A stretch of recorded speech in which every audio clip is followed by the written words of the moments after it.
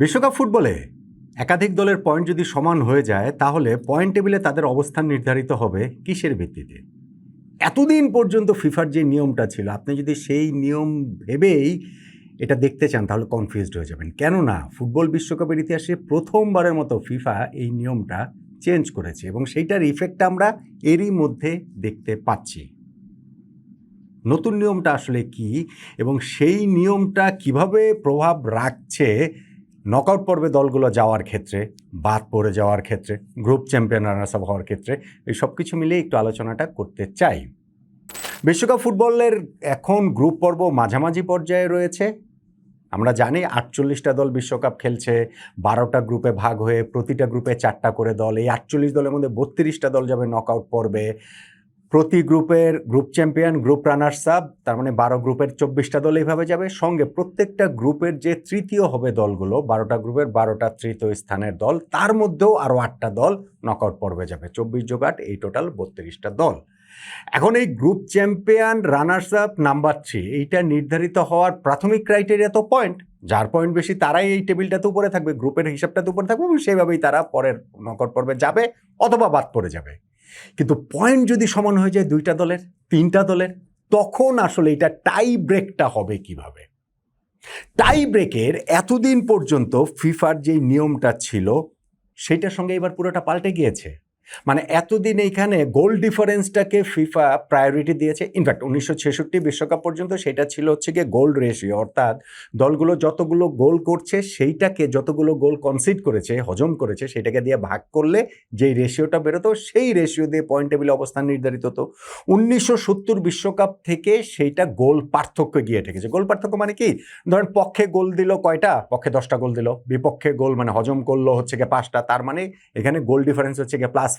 আবার পক্ষে গোল দিল 7টা, বিপক্ষে গোল দিয়ে দিল মানে তারা হজম করলো 8 গোল, তার মানে এখানে গোল পার্থক্য হচ্ছে গিয়ে -1। এই হিসাব করে এতদিন পয়েন্ট টেবিলটা নির্ধারিত হয়েছে। কিন্তু এইবার প্রথমবারের মতো ফিফা এই জায়গাটাতে টাই ব্রেকে সবচেয়ে বেশি গুরুত্বটা দিচ্ছে, মানে ফার্স্ট প্রায়োরিটিটা দিচ্ছে হচ্ছে গিয়ে হেড টু হেডে, মুখোমুখি লড়াইয়ের রেজাল্টে। এবং সেই হেড টু হেডের কারণটাতেই কিন্তু এইবার অনেক কিছু, এরই মধ্যে আমরা দেখতে পাচ্ছি যে অনেকগুলো দল নকআউট পর্ব নিশ্চিত করে ফেলেছে, বাদ হওয়া যেন নিশ্চিত করে ফেলেছে। যদি আগের নিয়ম থাকতো যে গোল পার্থক্যটাই ফার্স্ট টাই ব্রেকের প্রায়োরিটি, তাহলে কিন্তু আর এই জিনিসটা হতো না। সো এইটা আসলে কিভাবে হয়েছে? পয়েন্ট টেবিলের এই স্থান নির্ধারণ করার ক্ষেত্রে ফিফা এখানে 1, 2, 3, 4, 5, 6, 7, 8 8টা ক্রাইটেরিয়া পরপর দিয়েছে ভাই। এরপরে আর এই দলগুলোর ডিফারেন্স না হওয়ার, পার্থক্যটা না হওয়ার, এরপরেও টাইতে থাকার কোনো রকম কোনো কারণই আসলে নেই। এখন দেখেন, আমরা যে বলছিলাম যে পার্থক্যের যে জায়গাগুলো, নাম্বার 1 হচ্ছে গিয়ে যদি পয়েন্ট সমান হয়ে যায় তাহলে হেড টু হেডের পয়েন্ট।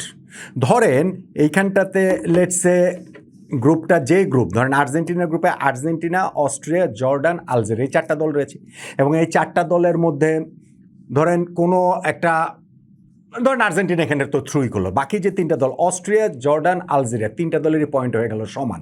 তো 3টা দলের পয়েন্ট যদি সমান হয় সেই ক্ষেত্রে এই 3 দলের মধ্যে কে দ্বিতীয় হবে, কে তৃতীয় হবে, কে চতুর্থ হবে, এটা আসলে কীভাবে নির্ধারিত হবে? তখন এই 3টা দলের মধ্যে একটা আলাদা লিগ হবে। আর্জেন্টিনা তখন এই হিসাব থেকে বাইরে চলে যাবে। তারা ধরেন বেশি পয়েন্ট পেয়েছে, বেশি পয়েন্ট পেয়ে তারা চলে গেল, কিন্তু বাকি 3টা দলের পয়েন্ট সমান। এটা 2টা দলও হতে পারে, আমি জাস্ট বোঝানোর জন্য বলছি। এবং এই 3 দলের মধ্যে হেড টু হেডের রেজাল্টটা, মানে আর্জেন্টিনার সাথে খেলায় তাদের কি রেজাল্ট হয়েছে সেটা আর তখন মুখ্য থাকবে না, নিজেদের মধ্যে খেলায় রেজাল্টটা কি হয়েছে সেইটা তখন মুখ্য হয়ে যাবে। সেই বিবেচনা করেই কিন্তু তখন নির্ধারিত হবে যে পয়েন্ট টেবিলে কে এগিয়ে থাকবে, কে পিছিয়ে থাকবে। এরপরে সেকেন্ড যে ক্রাইটেরিয়াটা, সেই ক্রাইটেরিয়াটা হচ্ছে গিয়ে এই 3টা দলের মধ্যে গোল ডিফারেন্স। ওই যে ধরেন আর্জেন্টিনা আগেই হচ্ছে গিয়ে তারা তো এই হিসাবের মধ্যে বাদ। এখন এই অস্ট্রিয়া, জর্ডান, আলজেরিয়া যে 3টা দল রয়েছে, বা ধরেন আমি আপনাকে আরেকটা গ্রুপ দিয়ে যদি বলি হিসাব করলে সেটা হয়তো বুঝতে সুবিধা হবে। লেটসে আর্জেন্টিনা তো যে গ্রুপ ধরে, আমি আই গ্রুপের কথা বলি, সেখানে নরওয়ে, ফ্রান্স, সেনেগাল, ইরাক, এই 4টা দল আছে খুবই শক্তিশালী। এখন ধরেন নরওয়ে, ফ্রান্স, সেনেগাল, এই 3টা দলের পয়েন্ট সমান হয়ে গেল। তাহলে এখানে গ্রুপ চ্যাম্পিয়ন কে হবে, রানার্স আপ কে হবে, চ্যাম্পিয়ন রানার্স আপ তো সরাসরি যাবে, আবার থার্ড যে হবে তারও তো ওইটা কোয়ালিফাই করার বিষয় রয়েছে। এই তিনটা দলের পয়েন্ট সমান হয়ে গেলে তখন ওই হিসাবটা কি হবে? প্রথমে তো বললাম হেড টু হেড, এই তিনটা দলের মধ্যে ম্যাচগুলো তখন হিসাবে আসবে। ইরাকের সঙ্গে যে ম্যাচ হয়েছে সেটা তখন বাদ হয়ে যাবে। এই তিনটা দল যে নিজেদের সঙ্গে খেলা খেলছে সেখানে হেড টু হেডের পয়েন্টটাকে বিবেচনা করা হবে। দেখা গেলো হেড টু হেডের পয়েন্টও হচ্ছে গিয়ে এখানটা সমান, তখন তিনটা দলের বা যে কোনো দুইটা দলের। তারপরে সেকেন্ড এখানে বিবেচনায় আসবে হচ্ছে গিয়ে এই নিজেদের মধ্যকার যে খেলাগুলো রয়েছে সেই খেলাগুলোর গোল ডিফারেন্স। অর্থাৎ ফ্রান্স, নরওয়ে, সেনেগাল এই তিনটা দল নিজেদের সাথে যে ম্যাচগুলো খেলেছে সেই ম্যাচগুলোতে কতগুলো গোল দিয়েছে, কতগুলো গোল খেয়েছে। ধরেন ফ্রান্স এই ম্যাচগুলো বাকি দুই দলের সঙ্গে তারা হয়তো বা 7 গোল দিয়েছে, 3 গোল খেয়েছে, তাহলে তাদের গোল ডিফারেন্স হচ্ছে গিয়ে +4। ধরেন এইখানটাতে নরওয়ে হচ্ছে গিয়ে 3 গোল দিয়েছে, 4 গোল খেয়েছে, তাদের গোল ডিফারেন্স হয়ে যাবে -1।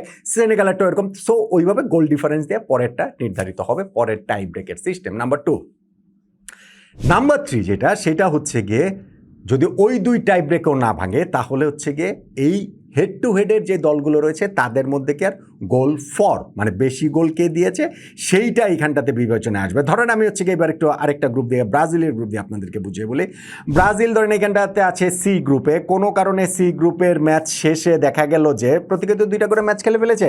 ব্রাজিলের 4 পয়েন্ট, মরক্কোর 4 পয়েন্ট, স্কটল্যান্ডের 3 পয়েন্ট, হাইতির 0 পয়েন্ট। এখন ধরেন লাস্ট ম্যাচটাতে ধরেন ব্রাজিল এবং স্কটল্যান্ড, এই ম্যাচটাতে যেই রেজাল্টটা হলো যে ব্রাজিল এই ম্যাচটা হেরে গেল, ধরেন ব্রাজিল এখানটাতে হেরে গেল, তাহলে তো হচ্ছে গিয়ে ব্রাজিলের এখানটাতে 4 পয়েন্টই থাকবে, স্কটল্যান্ডের না, ব্রাজিল হেরে গেলে অবশ্যই এটা বুঝাতে আপনাদের একটু ঝামেলা আছে।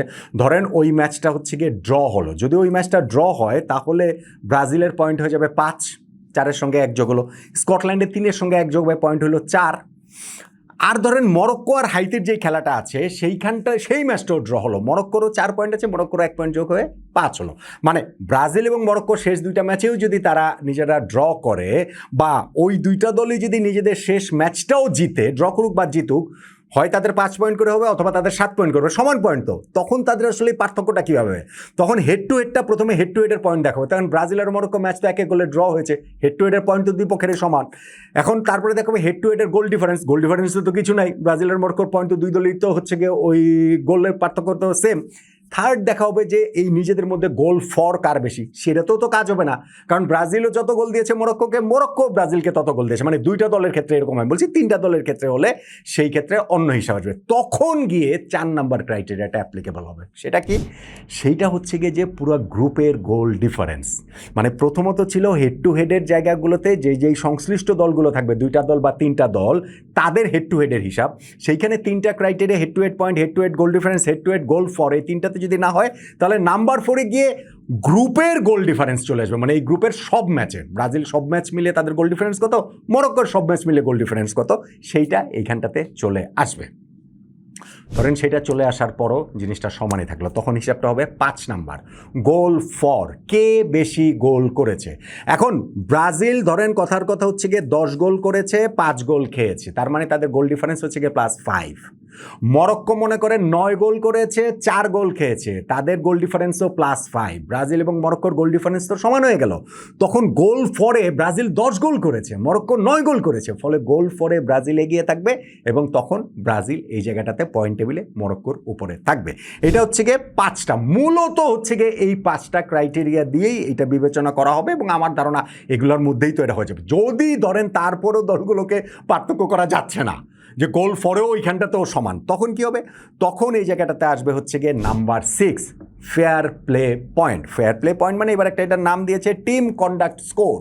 হিসাবটা হচ্ছে গিয়ে প্রত্যেকটা দলের ক্ষেত্রে, এটা নাম্বার 6, প্রত্যেকটা দলের ক্ষেত্রে হলুদ কার্ড লাল কার্ড, এটা শুধু প্লেয়ার না, প্লেয়ার তাদের অফিসিয়াল, অনেক সময় দেখবেন না মাঠের পাশে ডাগআউটে গিয়ে রেফারি হলুদ কার্ড লাল কার্ড দেখাচ্ছেন, সেগুলোতে হচ্ছে গিয়ে ওই তাদের টিম কন্ডাক্ট স্কোরটা কত হয়। প্রত্যেকটা দল ওয়ার্ল্ড কাপ শুরু করেছে 0 পয়েন্ট নিয়ে, টিম কন্ডাক্ট স্কোর তাদের 0, এবং এখানে ইয়েলো কার্ডের জন্য -1।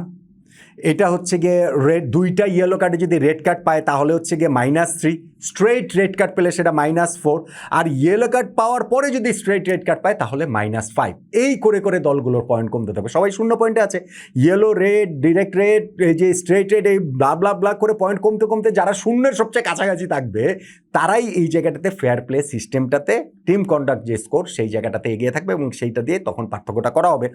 কথার কথা, এইটাও সমান হয়ে গেল, তখন নাম্বার 7 আসবে ফিফা র্যাঙ্কিং। ফিফা র্যাঙ্কিং যে সর্বশেষ প্রকাশিত হয়েছে ওয়ার্ল্ড কাপ শুরু হওয়ার আগে, সেই র্যাঙ্কিংয়ে কোন দল এগিয়ে আছে, কোন দল পিছিয়ে আছে, এবং ওই দলের হিসাবেই হচ্ছে ওই হিসাবটাতেই তারা তখন এই টাইটা ব্রেক করাবে। কথার কথা সেইটাও সেম, মানে ফিফা র্যাঙ্কিং আমরা দেখি না একই পজিশনে একাধিক দল থাকে, ওইরকম যদি হয়ে যায় এই ওয়ার্ল্ড কাপে, আমার মনে হয় না ওরকম কোনো দল আছে যে দুইটা দল একই পজিশনের গ্রুপে আছে, বাট স্টিল ধরেন এটা বলার জন্য, মানে তার এটা নিয়মটা করার জন্য করেছে, তখন নাম্বার 8 হবে হচ্ছে গিয়ে ক্রমান্বয়ে পিছনে গিয়ে যে ফিফা র্যাঙ্কিং সেইখানটাতে কোন দলে গিয়েছে। ধরেন লাস্ট ফিফা র্যাঙ্কিংয়ে কথার কথা যে ব্রাজিল আর মরক্কো এক জায়গায় আছে, আসলে এক জায়গায় নেই, আগে পরে আছে, আমি বড় জন্য বলছি এক জায়গায় আছে। তো ওই এতগুলা ক্রাইটেরিয়া পার হয়ে নাম্বার 7 গিয়ে ফিফা র্যাঙ্কিংয়েও পার্থক্য করতে পারছে না, তখন নাম্বার 8 যাবে যে তার আগের ফিফা র্যাঙ্কিংটাতে কে এগিয়েছিল কে পিছিয়েছিল, ফলে ওর আগেরটাতে যে এগিয়ে থাকবে তাকে আসলে এখানে গ্রুপ পর্বে এগিয়ে থাকার জিনিসটা করাবে। মোটা দাগে হিসাবটা হচ্ছে গিয়ে এরকম, এবং সেইটার ইমপ্লিমেন্টেশন আমরা দেখতে পাচ্ছি যে এইবারে গ্রুপ পর্বে যে পয়েন্ট টেবিলের সিস্টেমটাতে 1 2 3 4 5 6 7 8 এইখানে 8টা ক্রাইটেরিয়া রয়েছে দলগুলোকে ভাগ করার জন্য। নাম্বার 1 হেড টু হেডের পয়েন্ট, নাম্বার 2 হেড টু হেডের goal difference, number 3 head to হেডের গোল ফর, নাম্বার 4 গ্রুপের গোল ডিফারেন্স, নাম্বার 5 গ্রুপের goal for, number 6 team conduct score বা ফেয়ার প্লে পয়েন্ট বলতে পারি, নাম্বার 7 ফিফা র্যাঙ্কিং, এবং নাম্বার 8 হচ্ছে গিয়ে পুরাতন ফিফা র্যাঙ্কিং ক্রমান্বয়ে পিছিয়ে গিয়ে সেইভাবে আসলে দেখাবো। এবং এইটার ইমপ্লিমেন্টেশন আমরা দেখতে পেয়েছি, আমি যেটা বললাম, ধরেন গ্রুপেতে মেক্সিকো 6 পয়েন্ট পেয়ে তারা গ্রুপ চ্যাম্পিয়ন হয়ে গেছে। কীভাবে তারা গ্রুপ চ্যাম্পিয়ন হলো রে ভাই? আগের নিয়ম থাকলে কিন্তু এটা বলতে পারতেন না, কেননা সাউথ কোরিয়ার তো 3 পয়েন্ট আছে। এখন সাউথ কোরিয়ার যদি হচ্ছে গিয়ে লাস্ট ম্যাচে তারা সাউথ আফ্রিকাকে হারায়, তাহলে তো তাদেরও 6 পয়েন্ট হবে। তো মেক্সিকো যদি আবার লাস্ট ম্যাচটা চেকিয়ার কাছে হেরে যায়, তাদেরও 6 পয়েন্ট থাকবে। তো মেক্সিকো আর সাউথ কোরিয়ার পয়েন্ট তো সমান 6 হয়ে যাওয়ার চান্স তো রয়েছেই। তাহলে মেক্সিকো গ্রুপ চ্যাম্পিয়ন কেন? মেক্সিকো গ্রুপ চ্যাম্পিয়ন কারণ তারা তো 6 পয়েন্টের কম হবে না, আর সাউথ কোরিয়া সর্বোচ্চ 6 পয়েন্টই নিতে পারবে, কিন্তু মেক্সিকো তো সাউথ কোরিয়াকে হারিয়ে দিয়েছে, ফলে হেড টু হেডে তো মেক্সিকো এগিয়ে আছে, যেই কারণে তাদের গ্রুপ চ্যাম্পিয়নশিপ নিশ্চিত হয়ে গিয়েছে। আবার দেখেন ডি গ্রুপে একই রকম, ইউএসএ তারা 2টা ম্যাচ জিতে তাদের 6 পয়েন্ট নিয়ে তারা গ্রুপ চ্যাম্পিয়ন হয়ে গেছে। লাস্ট ম্যাচটাতে তারা যদি তুর্কির কাছে হারলেও তো তাদের ওইখানটাতে 6 পয়েন্টই থাকবে। অন্যদিকে প্যারাগুয়ে অস্ট্রেলিয়া তাদের 3 পয়েন্ট করে আছে, তাদের মুখোমুখি ম্যাচটাতে যেই দলটা জিতবে সেই দলের পয়েন্টও ইউএসএর সমান 6 হতে পারে। কিন্তু যেহেতু এই ইউএসএ 2টা দলকে হারিয়েছে, প্যারাগুয়েকে হারিয়েছে, অস্ট্রেলিয়াকে হারিয়েছে, হেড টু হেডে তারা এগিয়ে রয়েছে ইউএসএ, সেখানে তাদের গ্রুপ চ্যাম্পিয়নশিপ নিশ্চিত।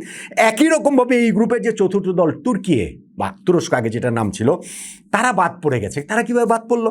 তুরস্ক 2টা ম্যাচ খেলেছে 2টাই হেরেছে, তাদের 0 পয়েন্ট। ঠিক আছে, 0 পয়েন্টে তো বাদ পড়তেই পারে, কিন্তু ভাই প্যারাগুয়ে অস্ট্রেলিয়া এই 2টা দলেরও তো 2 ম্যাচ শেষে 3 পয়েন্ট করে। তো তুরস্ক যদি লাস্ট ম্যাচ ইউএসএর বিপক্ষে জিতে, তাদেরও তো 3 পয়েন্ট হবে।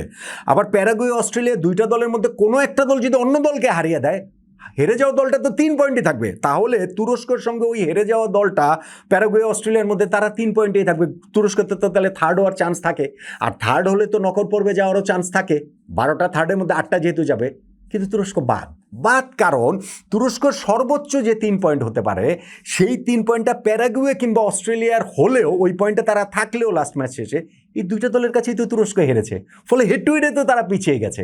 পয়েন্ট সমান হলেও তাই, যেহেতু এবার first criteria head to head, goal পার্থক্য না, গোল রেশিও না, সেই কারণেই আসলে এই জায়গাটাতে বাদ হয়ে গিয়েছে তুরস্ক। ঠিক যেমনভাবে ব্রাজিলের গ্রুপের হাইতি, তারা 2 ম্যাচে তাদের 0 পয়েন্ট নিয়ে তারা বাদ হয়ে গেছে, কেননা লাস্ট ম্যাচে যদি তারা মরক্কোকে হারায় তাহলে তাদের 3 পয়েন্ট হবে। স্কটল্যান্ড যদি ব্রাজিলের কাছে হেরে যায় তাহলে হচ্ছে কি স্কটল্যান্ডেরও 3 পয়েন্টই থাকবে, কিন্তু সেই ক্ষেত্রেও তো হাইতি তো হেরে গিয়েছিল আগেই এইখানটাতে স্কটল্যান্ডের কাছে, ফলে তাদেরও আর তৃতীয় হওয়ার সুযোগ নেই।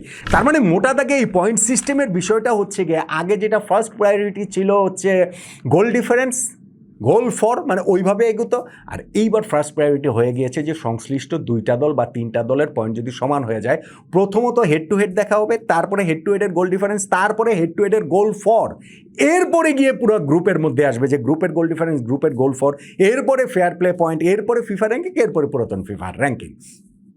এটা জানা থাকাটা ভালো কেন? কেননা আমরা ওয়ার্ল্ড কাপে যখন সামনের ম্যাচগুলো আসতে থাকবে, এখন ঠিক অ্যান্ড ফার্স্টের ম্যাচগুলো আসছে, তখন কোন দলগুলো এগিয়ে যাচ্ছে, কোন দলগুলোর নকআউট পর্বে যাওয়ার চান্স রয়েছে, এবং কোন দলগুলোর পয়েন্ট টেবিলের অবস্থানটা কী হবে, সেইটা আসলে আমরা এইভাবে বুঝতে পারবো বলেই আমার কাছে মনে হয়েছিল যে এইটা একটা এক্সপ্লেনেশন ভিডিও আপনাদের কাছে এই জিনিসটা আসলে করাটা দরকার।